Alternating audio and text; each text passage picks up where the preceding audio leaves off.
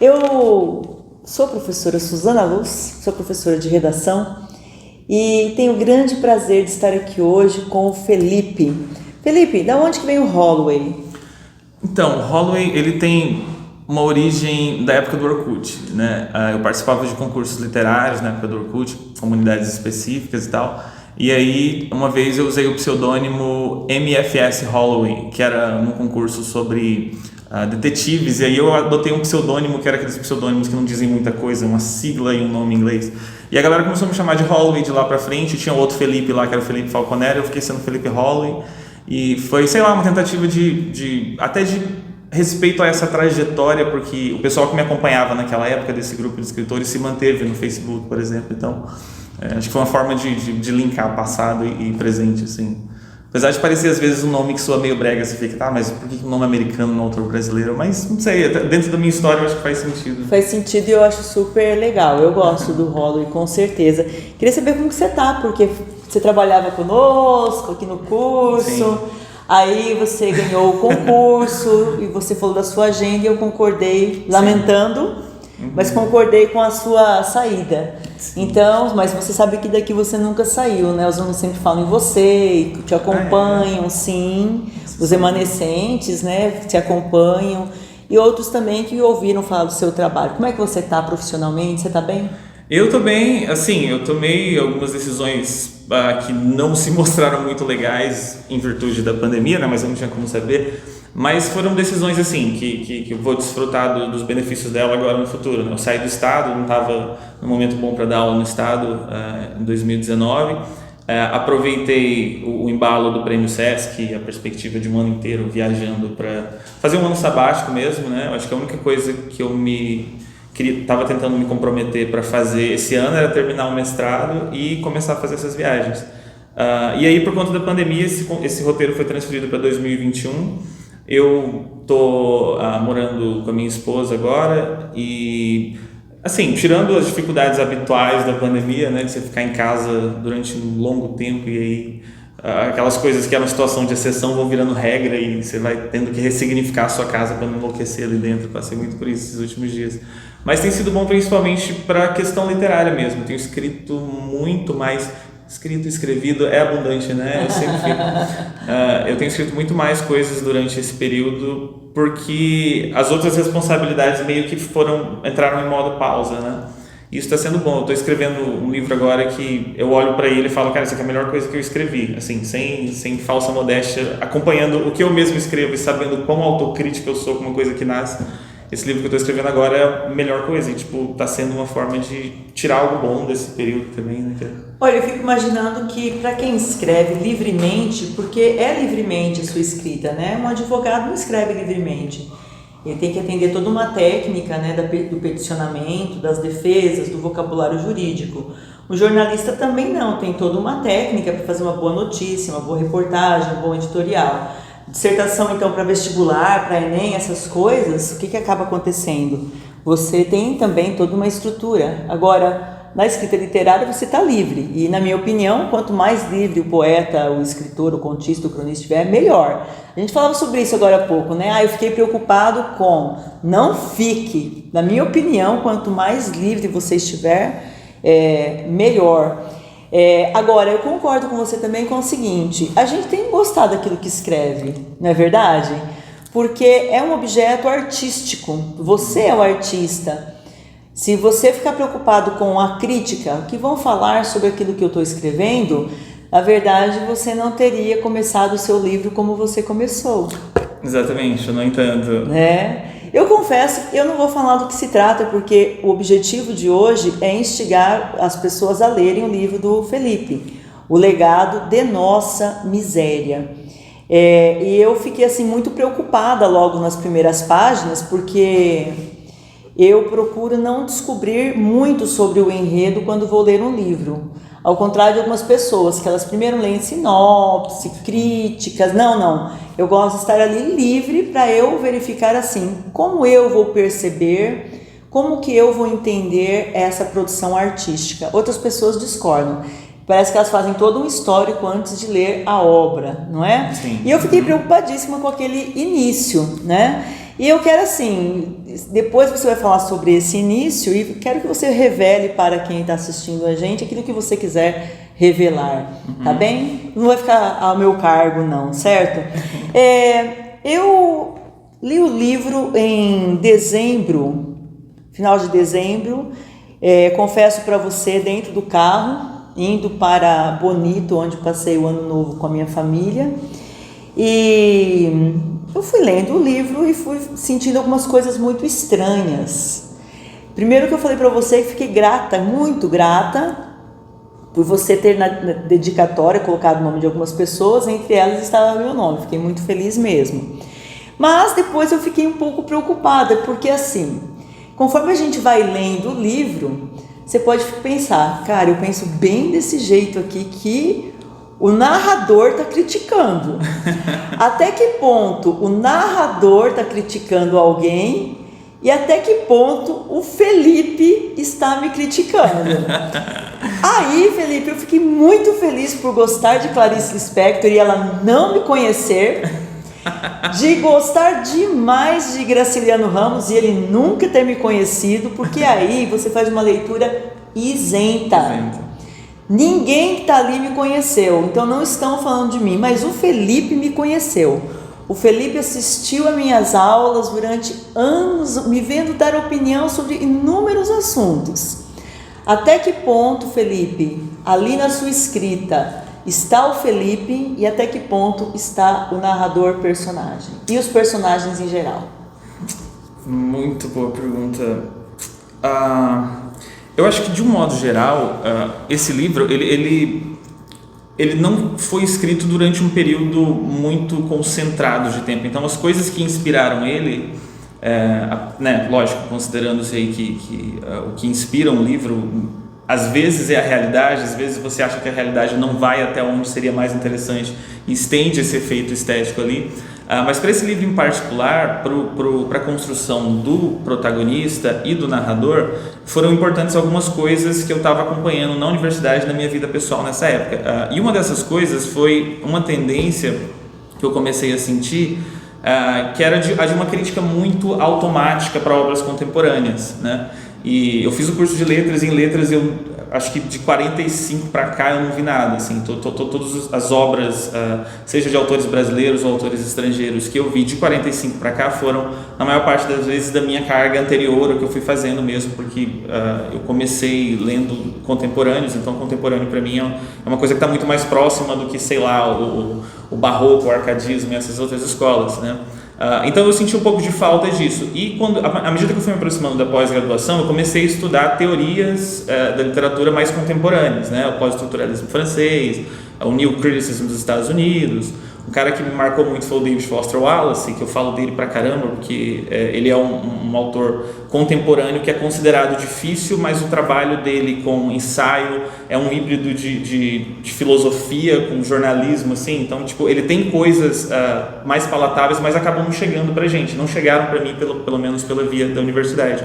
E essa figura, né, do personagem principal do meu livro, ela é uma figura bastante caricata, né? Quando as pessoas vêm perguntar para mim se eu me identifico com a visão de literatura que ele manifesta, eu falo algumas coisas sim, outras não, né? Porque é isso que ele é um híbrido de crenças que foram estudadas durante o período dele de formação, como eu mesmo sou também em certa medida, e só que ele para em uma determinada época, né? Ou ele concentra a atenção dele no que ele considera que seja literatura, e o que não se enquadra nessa estrutura ele joga fora.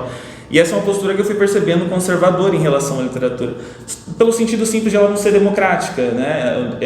Como a gente estava conversando também, o livro como objeto de arte, ele existe em função dessa relação subjetiva que ele estabelece com cada leitor, né? Eu lembro desde sempre da decepção que eu sentia quando eu via algum crítico falando muito mal de uma obra que tinha me feito passar por um período difícil da minha vida, por exemplo. Entendo. Ou esse tipo de coisa. Você tem aquele livro como um companheiro. Isso. Como algo que segurou uma barra emocional, às vezes, e você vê alguém ali detonando a obra, Sim. às vezes por uma questão técnica, uma questão de até mesmo daquilo que é mais típico da academia e não está ali aplicado na técnica do livro. Exato, exatamente. Eu me senti assim também. Sim, e é uma coisa difícil, porque é como se a gente tivesse duas vezes errado. Uma vez por gostar de uma coisa que existe um consenso da crítica, sei lá, ou daquele cara em específico que é ruim, então você fala, pô, então eu tenho mau gosto, então te afeta no ego também, sabe? Sim. É um negócio, mas isso vai ficando mais complexo à medida que você vai estudando. E quanto mais eu estudava teoria, mais eu percebia como a teoria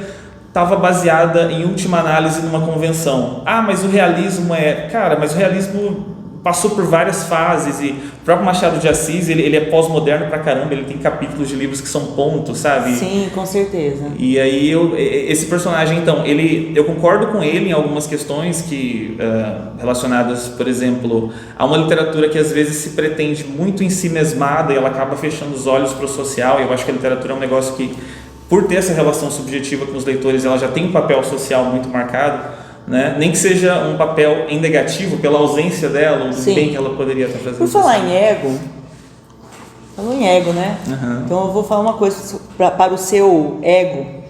Eu sou uma leitora assim contumaz, eu sempre estou com o livro aberto e eu não tenho muito preconceito em relação a que tipo de literatura que eu vou ler.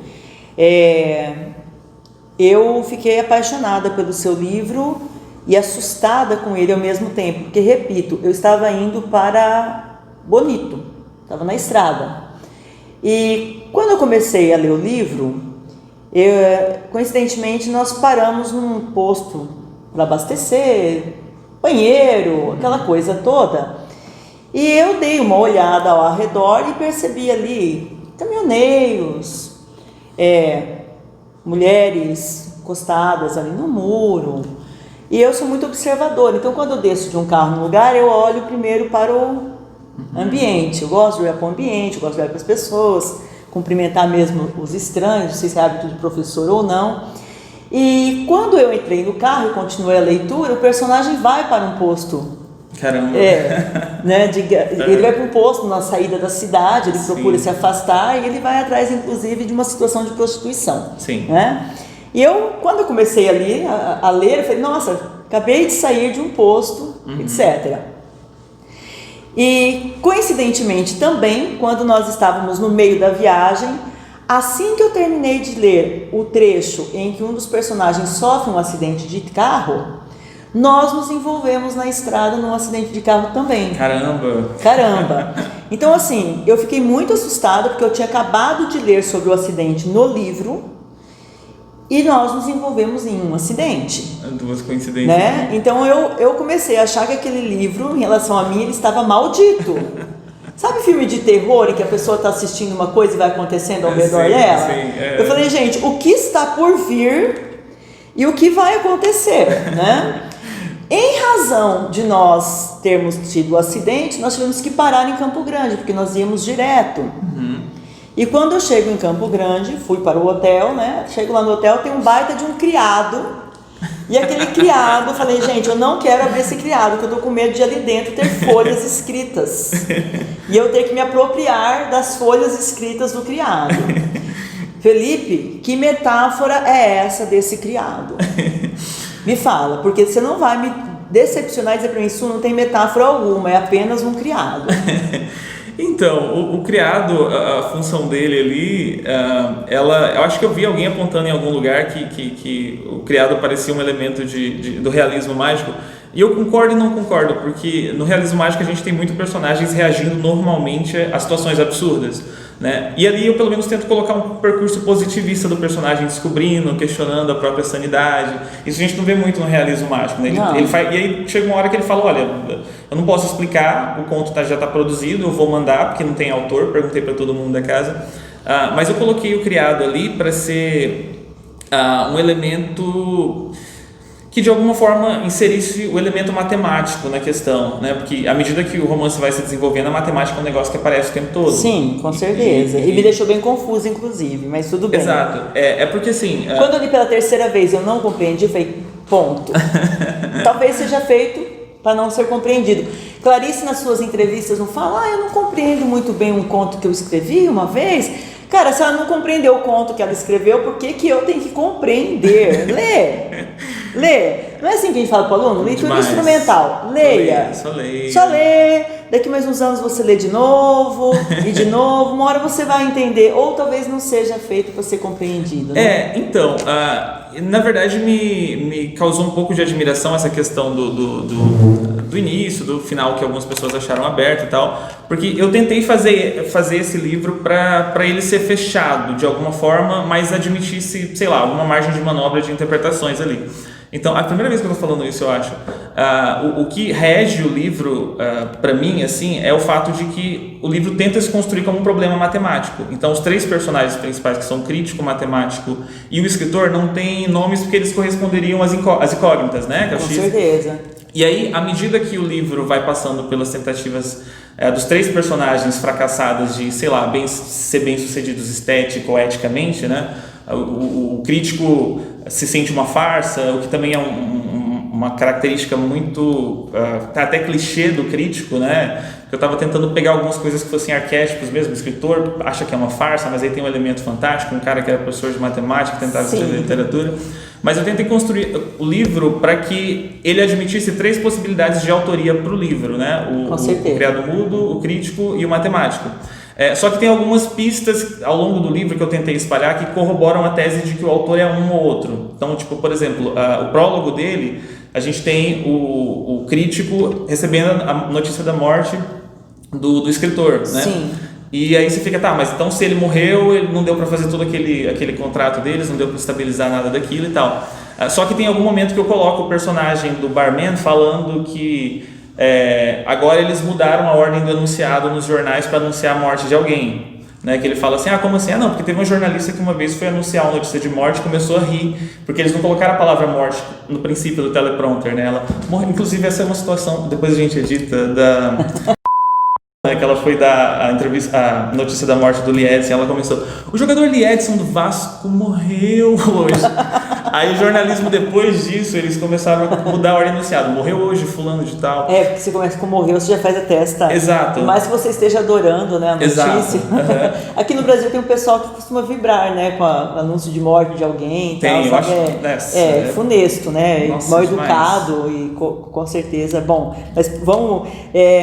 Essa coisa do incômodo criado pelo livro, para mim, ele foi o que me seduziu no livro, né? Então, também a construção de personagens que, segundo o meu padrão, porque aí é uma questão muito pessoal, não agiam de maneira ética. Isso foi o que me incomodou e que me fez querer ler mais ainda o livro. Tem algumas pessoas que são o contrário.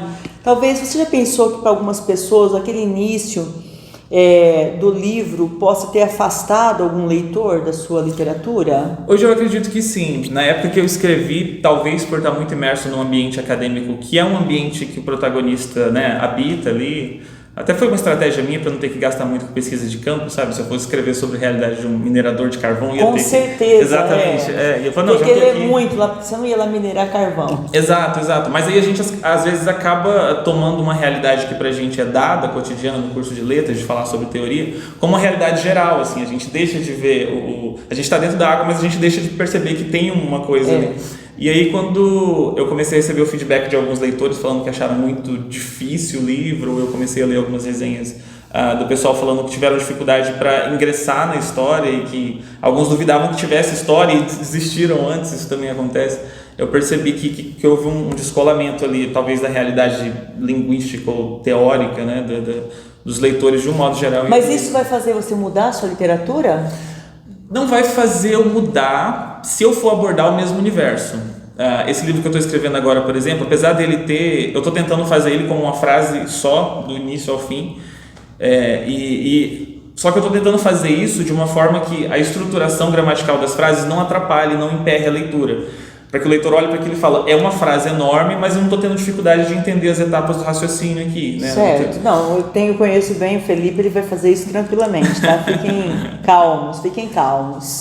Mas rola esse temor, sim, de que haja um afastamento por conta dos temas e tal, mas nunca vai mudar se eu for abordar ao mesmo tempo. Não, exatamente. E eu, assim, olhando aqui cara a cara para os meus alunos que vão assistir a essa entrevista, eu queria falar para eles exatamente sobre isso. A obra, ela não pode ser contemplada por partes. É como você ficar na frente do quadro lá da Mona Lisa e olhar só para personagem, não olhar para o contexto que tem atrás, para não olhar para a forma com que ela foi colocada.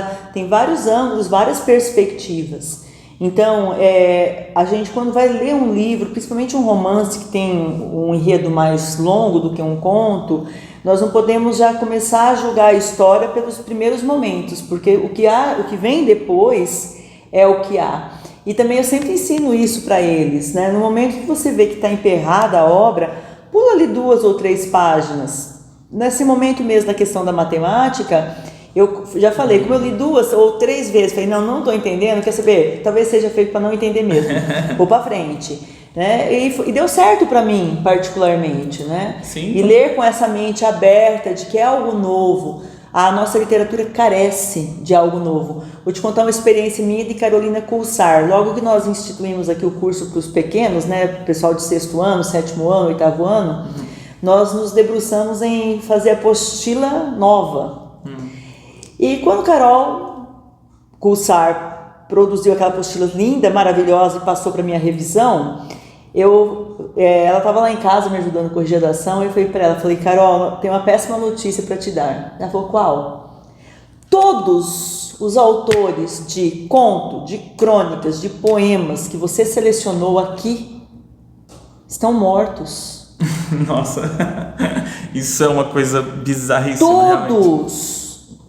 Rubem Braga, Fernando Sabino, Cecília Meirelles, Clarice Lispector, Carlos Drummond de Andrade, Stanislau Ponte Preta, Murilo Mendes, todos, fora os textos jornalísticos que você colocou. Aí depois vamos descobrir que inclusive alguns jornalísticos que ela tinha colocado tinham pessoas que tinham recentemente falecido também.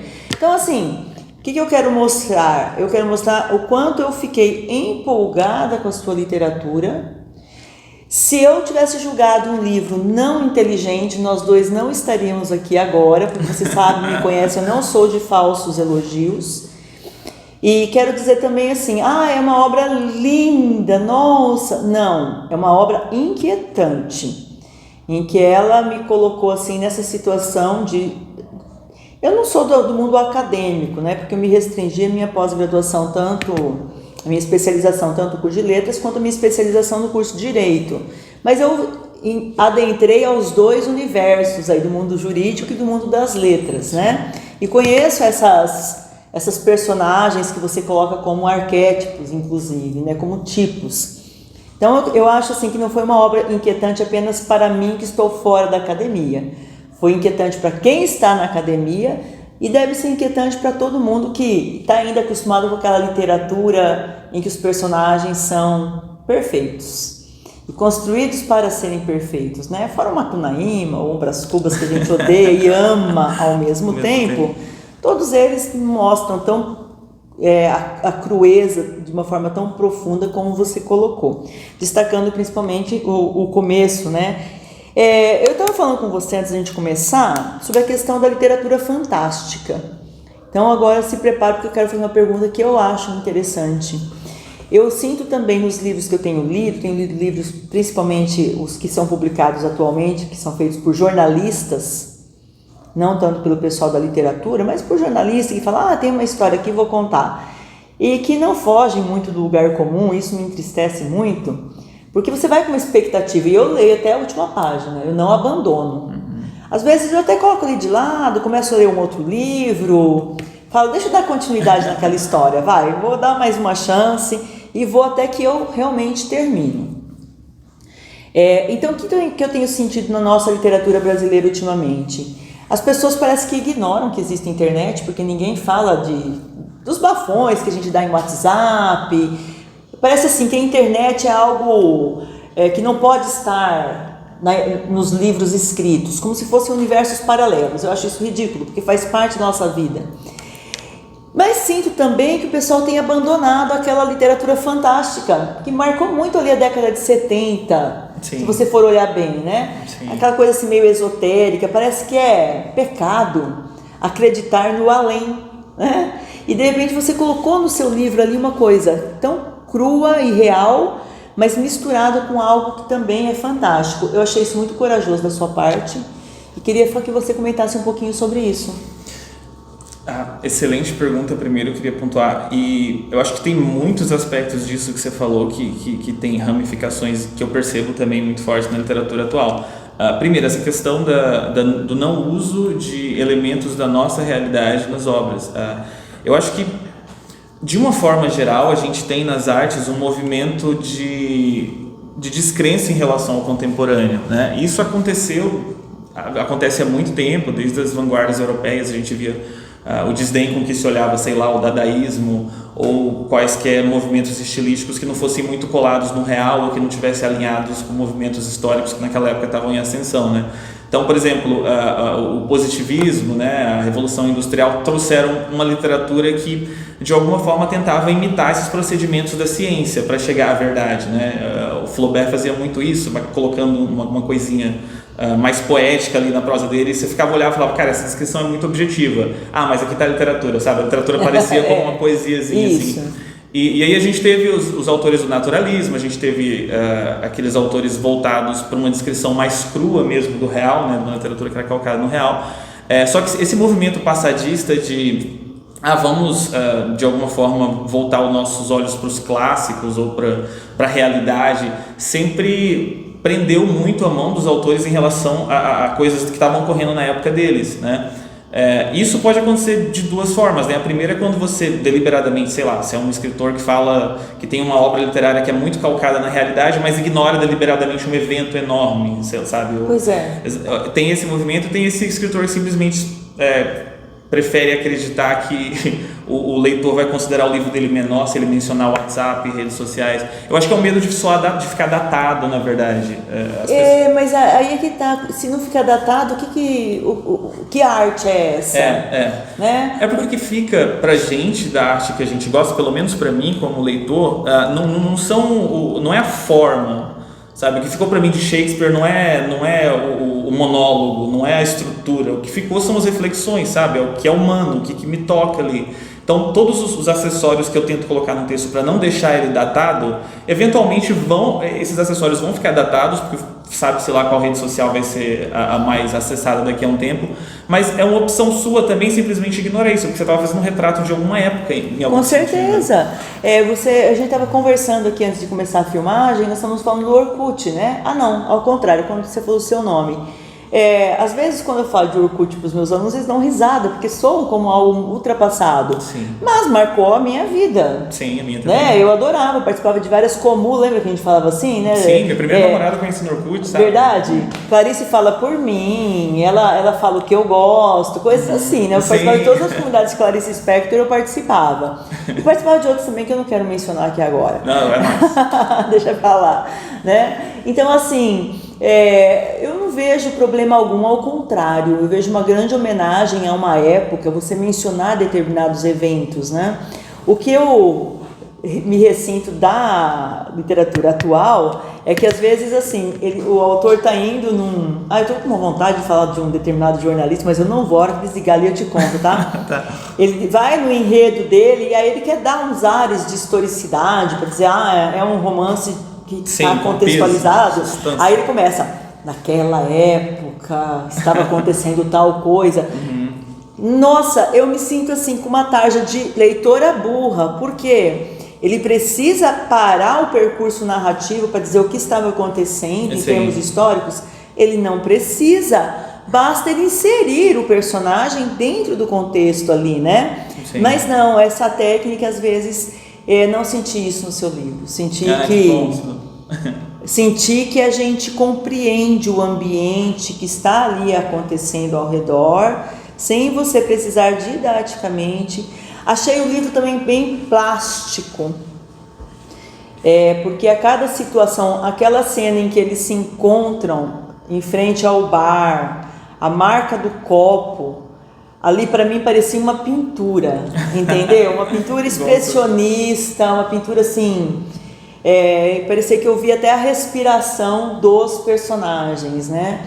Então eu quero elogiar o livro, estamos aqui por isso, né? Achei uma obra marcante e estou torcendo para que essa entrevista aqui faça com que as pessoas se sintam estimuladas a essa leitura. Felipe, eu estou satisfeita, não tenho mais perguntas, parece o tribunal do júri aqui, né? Você queria falar alguma coisa mais sobre o livro que você ainda não falou? Acho que não, só salientar aqui uma coisa que quando eu estava falando sobre o processo de construção do livro, os dois ambientes mais importantes para mim eram a academia e o meu trabalho.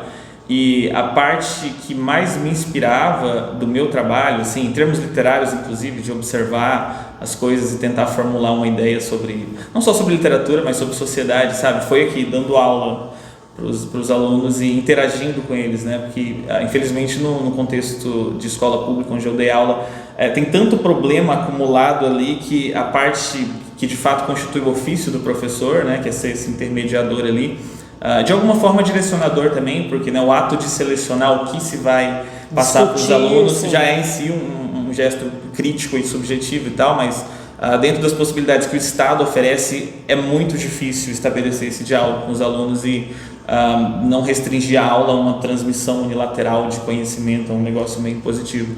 E o curso de redação da professora Suzana Luiz foi extremamente importante para mim nesse sentido. E é uma coisa que eu vou levar, inclusive, literariamente, porque volta e meia me vem a ideia de escrever alguma coisa para esse público nosso, sabe? Sim, com uma linguagem um pouco... uma baixa voltagem, assim, no sentido de que não é uma linguagem muito carregada teoricamente, né? Que às vezes eu me debato com essas questões também, se não existe algum elitismo em se escrever para pessoas que têm possibilidade teórica de acompanhar essas obras. Então eu quero tentar equilibrar isso com uma obra um pouco mais com o pé fincado na realidade, sabe? Vamos torcer para que ele consiga fazer isso. Nós vamos encerrar a entrevista, que eu adorei. Felipe, muito obrigada. Eu que agradeço. Obrigado. Tenho saudades. Eu também. Venha sempre, tá bom? Nossa. E a vocês aí que assistiram a essa entrevista por inteiro, nosso abraço. Professora Suzana Luz, Felipe. Tchau, tchau, pessoal. Tchau, gente.